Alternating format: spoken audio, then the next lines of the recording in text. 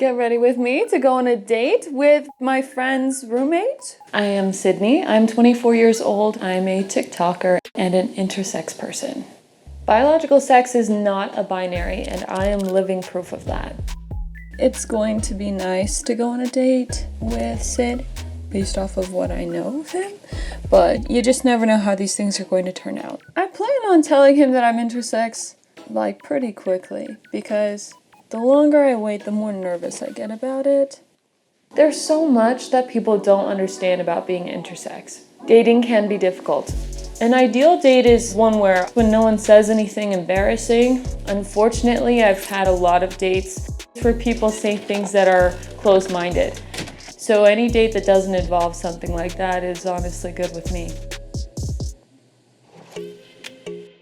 Hi. How are you doing? I'm good, how are you? Good. Good to see you. How's it going? It's going. Thank you. Sometimes I am worried about how a date will react when I tell them that I'm intersex. I think they try to visualize it and they try to reconcile what they see as a woman with this idea that they've just presented with that I am not. The main reaction that I get is this pensive look, and they just kind of go, huh. Did Ely tell you that I'm intersex? She mentioned it a little bit. Have you heard the word before? I've heard of it, but I still don't really know too much about it. It means that I have characteristics that fall outside of the binary. Like there are some things that are neither male nor female when it comes to my hormones and my physical anatomy. I didn't realize I was intersex until I was 17 years old. I was raised as a girl.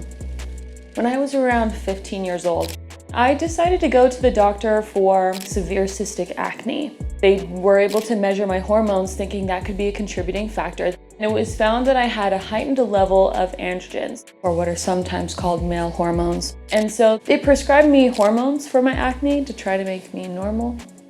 That's the very first time that I noticed that my body was different. When I was 16, turning 17, I realized I didn't have an opening. When I visited the gynecologist, they didn't really believe me, but when they finally looked and saw that there truly was no opening there, that it hadn't developed, then they decided that it was time to do surgery. And that's what we proceeded with. It felt like I had a proper body, like I'm getting closer to being the female that I was intended to be. But I do wish that the word intersex had been uttered. I wish I knew why this was happening. I wish they didn't treat it as an anomaly. Have you ever had any problems with that, like dating or anything? Or? No, I think it's pretty new. I know it's new that I'm being more honest about it. And that's partially because in the past I just viewed like my intersex characteristics as flaws. It isn't until recently that I'm realizing that I'm okay being honest with people about what it actually means to be intersex. Well, that's good. I hope so. I think so. So the date went really well. I think she's really nice, really cool. Kind of crazy that she found out about her being intersex at such a late age. Can't really imagine what that'd be like. In my early 20s, I made friends in the queer community. That's when I identified as intersex for the first time. I had a conversation with a friend who is transgender, and they were like, huh, that's kind of like being transgender. I knew that that's not who I am, that I don't actually have a transgender experience. So after hanging out with them, I Googled what it means to have a body with these anatomical differences. That's when I learned the word intersex. Hey! How's it going? Oh, Mom's here too, I guess. So, tell us. How was the date? How was it? I think the date was nice. He exceeded my expectations in being really thoughtful and easy to talk to. I met Skeeter at Queer Coffee, which we do every week. Skeeter had seen one of my TikToks, I believe it was, and said, hey Sydney, I didn't know you're intersex. I'm intersex too. And we traded stories about our different medical anomalies. It was so joyous. I get people being curious. I find my own condition fascinating. But there's so much more about me than just like what's going on downstairs. Call me a girl or a boy. I don't mind really. She, he, they, or whatever. I started my TikTok because I had some thoughts and feelings that I didn't feel like the people I was around understood. I decided to create a new community for myself. That was my idea, at least, and that's exactly what I got.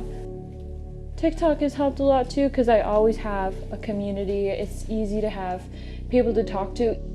I think that's great, except it's really scary. There are so many people out there with different opinions, and there's a lot of haters. And I worry about your safety. My mom is very anxious about me posting about being intersex. I didn't know that being intersex was controversial. I didn't know that people would suddenly be so curious about my body, that they would call me a liar. I do receive a lot of comments saying that I'm not actually intersex. And it did honestly make me doubt myself in the beginning, because I thought, well, am I just extrapolating here? Am I reaching? My mom is very protective of me. She really just tries to let me know what the world is like so that I can be more protective of myself and careful of my surroundings. I think it's amazing that you put your vulnerabilities out there. However, you're my baby. And if I could put you in an armor suit and protect you, that's what I want.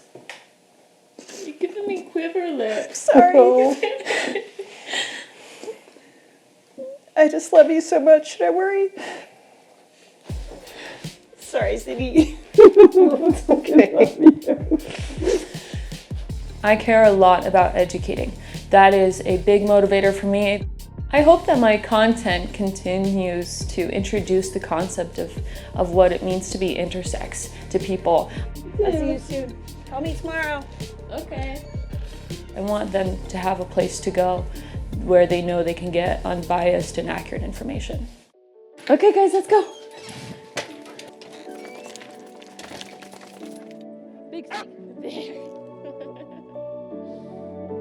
I agree with my mom's concerns. I think there is a danger to speaking out about topics where people tend to be hateful and ignorant. But the best way that I can battle the difficulties that I face by being open about who I am is to continue to educate others.